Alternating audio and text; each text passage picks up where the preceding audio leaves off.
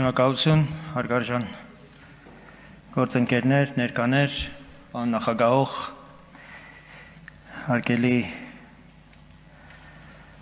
գլխավոր դատախազ, քննչական կոմիտեի ղեկավար, հատուկ քննչական կոմիտեի հարգարժան ղեկավար, այսօր մենք ըստ էության արձանագրում ենք մեր երկրի իրավապահ համակարգի, դատական համակարգի վախճանը, որովհետև Մարդու իրավունքների Եվրոպական դատարանի սեպտեմբերի 18-ի որոշումը, վճիռը ուղղակի արձանագրում է համատարած անգործությունը 17 տարվա եւ ես կարծում եմ, որ մենք շանս ունենք սեպտեմբերի 18-ի վճիռը դարձնելու նաեւ փոսից այդ համակարգը դուրս բերելու հնարավորություն ու ես շատ պիտի ուզեի, որ այս լսումները նաև ծառայեն այդ նպատակին։ Մենք այսօր այստեղ ենք պետության, բարոյականության դատաստանի առջև կանգնելու համար։ 17 տարի մենք բոլորս, որպես համակարգ, խուսափել ենք ըստ էության պարզ ճշմարտությունից։ Ասելու, որ Հայաստանի Հանրապետությունը գնդակահարել է Հայաստանի Հանրապետության քաղաքացիներին։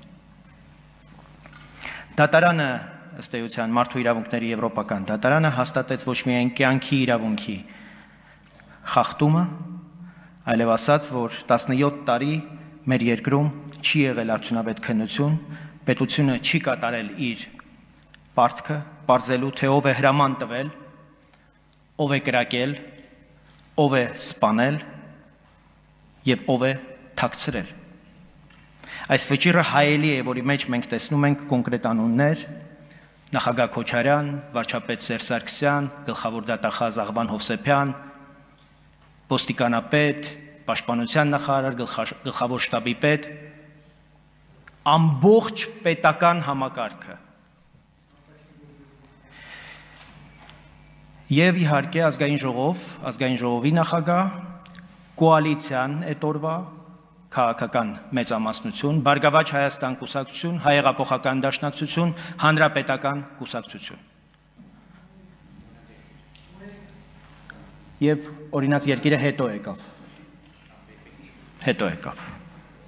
Մարդու իրավունքների Եվրոպական դատարանը ըստ էության առանց անուններ նշելու սահմանում է պետության պատասխանատվությունը։ Իրավական, քաղաքական եւ բարոյական իմաստով սա նշանակում է մեկ բան։ 2008 թվականի իշխող վերնախավն ամբողջությամբ պատասխանատու է պետական մեքենայի կազմակերպած սպանությունների, խոշտանգումների, ապօրինի կալանավորումների եւ դրանց բողոքարկման համար։ Ժողովրդավարական պետությունները վաղուց անցել են նման փորձությունների միջով եւ ձևակերպել մի շատ պարզ սկզբունք։ Այն երկրները, որոնք առերեսվել են ժողովրդավարության, սահմանադրական կարգի եւ պետական հիմքերի դեմ գործած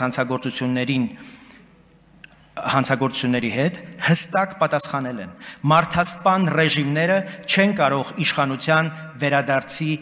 իրավունք ստանալ։ Չեն կարող վերադառնալ եւ պետությունից մեզնից թալանած փողերով մասնակցել ժողովրդավարական գործընթացներին, վերադառնալու եւ ժողովրդավարությունը ջախջախելու եւ մեր ապագան կործանելու համար։ Գերմանիան, Ֆրանսիան, Լեհաստանը, Չեխիան, Ռումինիան եւ Մոլդովան ուղղակի ապացուցում են այդ իրողությունը։ Այս բոլոր օրինակներում կա մեկ նույնական տրամաբանություն։ Պետությունները հստակ անուններ են տալիս ժողովրդավարության եւ պետության թշնամիներին եւ անհնար դարձնում նրանց քաղաքական ռեինկարնացիան եւ ռեաբիլիտացիան։ Հիմա հարցը մեր առաջ է։ Ինչ ենք անում մենք Մարդու իրավունքների Եվրոպական դատարանի այս վճռից հետո։ Մենք գիտենք, որ 2008-ի մարտի 1-ին բանակը, ոստիկանությունն ու ուժային կառույցները առանց օրինական հիմքի ներգրավվել են քաղաքական բռնաճնշումների մեջ, տապալվել է սահմանադրական կարգը, ազգային ժողովը հետին թվով քվեարկել է այդ հակասահմանադրական որոշումների օգտին, դատախազությունը, դատարանները տարիներ շարունակ փակել կամ քողարկել են գործերը։ Այս ֆոնին ասել, որ հաջորդ խորհրդարանում չպետք է լինեն Քոչարյանին եւ Սերժ Սարգսյանին առաջնորդած քաղաքական ուժերը, իհարկե ճիշտ է եւ մենք աջակցում ենք այդ հայտարարությունը, բայց իրավաքաղաքական առումով չափազանց անբավարար ենք համարում։ Դրան պիտի հաջորդեն կոնկրետ գործողություններ եւ այս քաղաքական մարմինը պիտի զբաղվի առաջին հերթին դրանով։ Եթե դա չի ամրագրվում օրենքով, եթե մենք չենք ստեղծում լյուստրացիոն մեխանիզմ, այդ խոսքը մնում է ցանկություն, ոչ թե պետության կամք։ Մեր գլխավոր խնդիրն է, որպեսզի մարտի 1-ի ոճրագործության ամբողջ այդ գործողությունը, այդ հանցագործությունը իրականացրած պետական բոլոր մարմինները,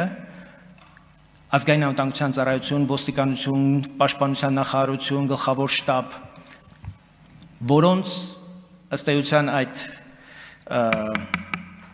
գործողություններին, այո, մասնակցել եւ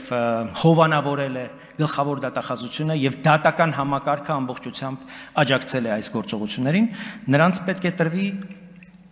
իրավական եւ քաղաքական գնահատական։ Սրա մասին ես խոսել եմ նախորդ գումարման ազգային ժողովում, սա ուղղակի է մարդու իրավունքների եվրոպական դատարանի վճիռը, ուղղակի մեր պետության անցած տարիների 17 տարիների իրավաքաղաքական գնահատականն է, թե ինչից է բաղկացած, ինչ բանդիտներից է բաղկացած եղել մեր քաղաքական եւ իրավական քաղաքականություն մշակող ուրեմն ամբողջ վերնախավը։ Շնորհակալություն։